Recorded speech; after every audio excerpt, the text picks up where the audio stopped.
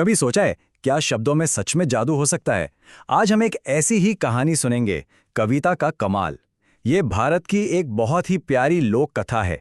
एक लड़के, उसकी एक अजीब सी कविता और एक ऐसे इत्तेफाक की जो हैरान कर दे। तो चलिए कहानी में गोता लगाते हैं। कहानी का हीरो है एक लड़का मदन, और उसके सामने एक बहुत बड़ी मुश्किल खड़ी थी।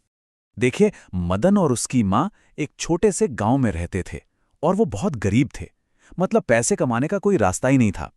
तो एक दिन उसकी माँ ने उससे कहा कि उसे बाहर जाकर मदद करने का कोई रास्ता खोजना होगा। अब मदन बेचारा यही सोच रहा था कि आखिर वो करे तो क्या करे, और ठीक तभी उसे एक ऐसी घोषणा सुनाई दी जिसने मानो उसकी किस्मत ही पलट दी। पता है क्या हुआ? गांव में एक मुनादी करने वाला आया और उसने ऐलान किया कि राजा के महल में एक कविता प्रतियोगिता हो रही है, और इनाम तो ऐसा था कि कोई यकीन ही ना करे। जी हाँ, इनाम था पूरे 100 सोने के सिक्के। सोचिए, इतनी बड़ी रकम। ये मदन और उसकी मां के लिए तो जैसे पूरी जिंदगी बदलने वाली बात थी। अब मदन ने ठान लिया वो महल जरूर जाएगा, भले ही उसने आज तक एक भी कविता नहीं लिखी थी। उसे लगा कि भाई महल तक जाते जाते कुछ तो दिमाग में आ ही जाएगा। तो अब सवाल ये था कि मदन कविता बनाएगा कैसे? खैर, इसका जवाब उसे रास्ते में ही मिला, और वो भी बड़े ही मजेदार तरीके से।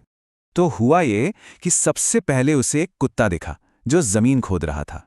बस उसे देखकर मदन के दिमाग में अपनी कविता की पहली लाइन आ गई। तो पहली लाइन बनी, खदरू खदरू का खोदत है। अब वो थोड़ा आगे बढ़ा तो उसे एक भैंस तालाब में पानी पीती हुई दिखी, और बस कविता की दूसरी लाइन भी तैयार। एक प्यासी भैंस से लेके पत्तों के पीछे छुपी एक चिड़िया तक मदन को अपनी कविता के लिए लाइनें मिलती चली गईं। उसने भैंस की आवाज और चिड़िया के झांकने दोनों को अपनी कविता में जोड़ लिया। तो दूसरी लाइन बनी, सुरूर सुरूर का पीबत है, और फिर ताक झांक का खोजत है। आप देख रहे हैं कैसे वो अपने आसपास की छोटी छोटी चीजों से ही अपनी कविता बना रहा था। कमाल है। कविता में थोड़ा ड्रामा भी तो चाहिए, है ना? तो आगे उसे एक सांप रेंगता हुआ दिखा। मदन ने झट से उसके सरकने के अंदाज पर भी एक लाइन बना डाली। अब बस कविता की आखिरी लाइन बची थी। तो उसने एक आदमी से महल का रास्ता पूछा। जानते हैं उस आदमी का नाम क्या था? धनुष शाह। बस मदन ने उसी का नाम अपनी कविता की आखिरी लाइन बना दिया। Problem solve. अच्छा, तो अब कविता तो तैयार है।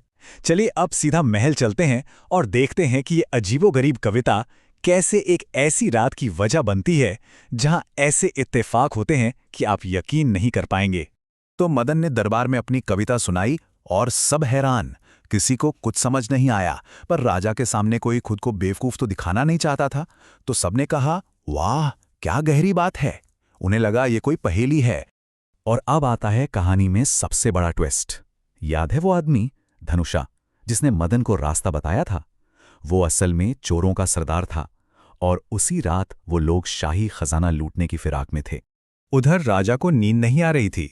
वो अपनी बालकनी में टहलते हुए मदन की कविता का मतलब समझने की कोशिश कर रहे थे और जोर जोर से उसे दोहराने लगे। और जैसे ही नीचे चोरों ने खजाने की दीवार में खुदाई शुरू की, ठीक उसी पल राजा ने बालकनी से पहली लाइन बोली, खदरू खदरू का खोदत है। सोचिए चोरों का क्या हाल हुआ होगा। चोरों के तो होश ही उड़ गए। राजा एक एक लाइन बोलते जा रहे थे और वो बिल्कुल उनकी हरकतों से मैच हो रही थी। ताक झांका खोजत है, सरक सरक कहाँ भागत है। मतलब जब वो पानी पीने लगे, भागने की कोशिश करने लगे, हर चीज।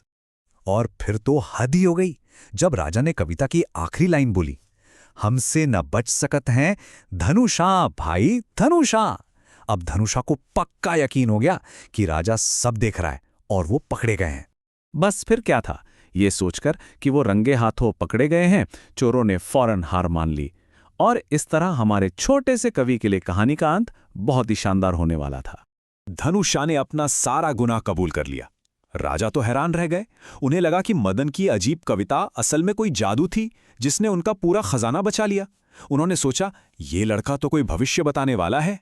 मदन को हीरो बना दिया गया। उसे इनाम में इतना सोना चांदी मिला कि वो उसे उठा भी नहीं पा रहा था। उसे सिर्फ प्रतियोगिता का इनाम ही नहीं मिला, बल्कि उसकी जादुई कविता के लिए ढेरों दौलत भी मिली। तो मदन एक हीरो की तरह अपने घर लौटा, और उसकी माँ की सारी परेशानियां खत्म हो गईं। पर यह कहानी एक सवाल छोड़ जाती है ना? क्या ये सब बस एक इत्तेफाक था, मदन की किस्मत अच्छी थी, या फिर कभी-कभी हमारे शब्दों में सच में कोई ऐसा जादू होता है जो हमें दिखाई नहीं देता?